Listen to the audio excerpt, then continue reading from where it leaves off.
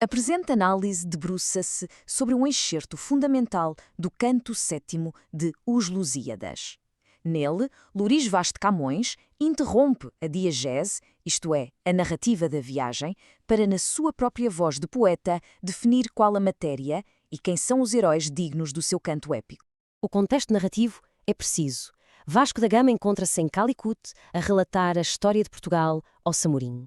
É precisamente no meio deste longo discurso que o poeta suspende a ação e assume a palavra, criando uma pausa reflexiva sobre o propósito do seu próprio poema. A questão central que orienta esta leitura é, portanto, a de determinar a função e o significado desta intervenção autoral. Porque sente Camões a necessidade de interromper a sua própria narrativa para se dirigir às musas e, por consequência, ao leitor? Pois bem, a primeira parte desta intervenção constitui aquilo que, na tradição clássica, se designa por recusatio, ou seja, uma recusa formal. O poeta enumera de forma sistemática todos aqueles que não são dignos de figurar no seu poema, definindo o seu herói pela negativa. A primeira instância estabelece o critério fundamental através de uma apóstrofe, um chamamento direto às ninfas. O poeta declara que a fama, a glória imortal conferida pelo canto, será negada a quem coloca o interesse próprio acima do bem comum. Esta recusa estende-se ao ambicioso que busca poder não para servir, mas para cometer torpes exercícios, ou seja, atos vis e imorais. Estabelece-se, assim, uma antítese primordial que estrutura todo este excerto. De um lado, o sujeito legítimo da epopeia, o herói do bem comum.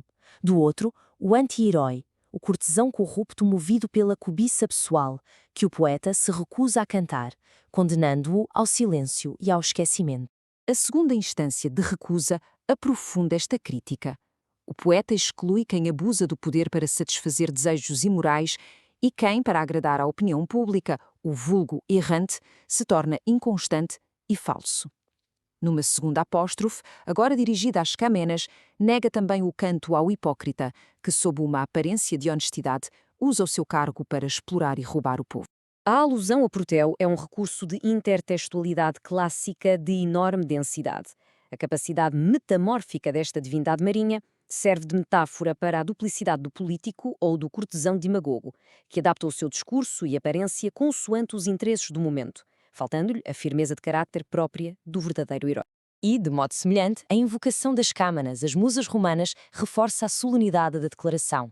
Ao dirigir-se às próprias fontes da sua inspiração, Camões sugere que não é apenas ele, o poeta, quem recusa estes anti-heróis, mas a própria poesia, na sua essência divina, que repudia a celebração da corrupção. Neste ponto, a argumentação de Camões aprofunda-se. A crítica, até aqui de índole moral e política, alarga-se agora ao campo socioeconómico, com uma acutilância notável. Aqui, o alvo da crítica é o oficial ou o magistrado que aplica a lei com severidade sobre o povo, mas considera injusto pagar devidamente pelo seu trabalho o suor da servil gente. A condenação estende-se também àquele que, sem experiência prática do trabalho alheio, usa a sua astúcia retórica para criar impostos predatórios. A estrutura antitética da estância é evidente. Camões opõe a legalidade formal à justiça material. Critica a hipocrisia de um sistema que exige o cumprimento rigoroso dos deveres, mas nega os direitos mais elementares, como a justa remuneração, e que valoriza a teoria burocrática em detrimento da realidade concreta do trabalho. A expressão mão rapace e escassa é uma metáfora de grande força expressiva. Rapace remete para a rapina, para o ato de roubar com violência, enquanto escassa aponta para a avareza. A combinação dos dois adjetivos caracteriza, pois, a exploração económica como um ato simultaneamente violento e mesquinho. Após a longa enumeração dos que recusa cantar, o poeta opera uma viragem discursiva.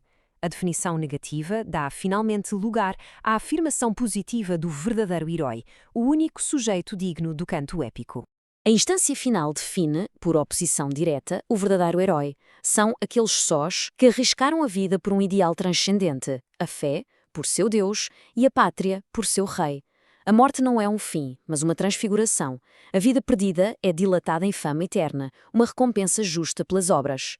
O poeta conclui, então, pedindo a Apolo e às musas que lhe reforcem a inspiração, a fúria concedida, para que possa cantar condignamente estes heróis ao retomar a narração. O percurso do herói camoniano delineia-se, assim, com clareza. Assenta num ato de sacrifício voluntário que é motivado por valores superiores. A consequência é a morte física, Mas a recompensa é a imortalidade na memória coletiva, uma imortalidade legitimada pelo mérito intrínseco dos seus feitos. Em conclusão, este excerto transcende a sua função de mera pausa narrativa. Constitui, na verdade, uma declaração de princípios sobre o papel da poesia e a natureza do heroísmo.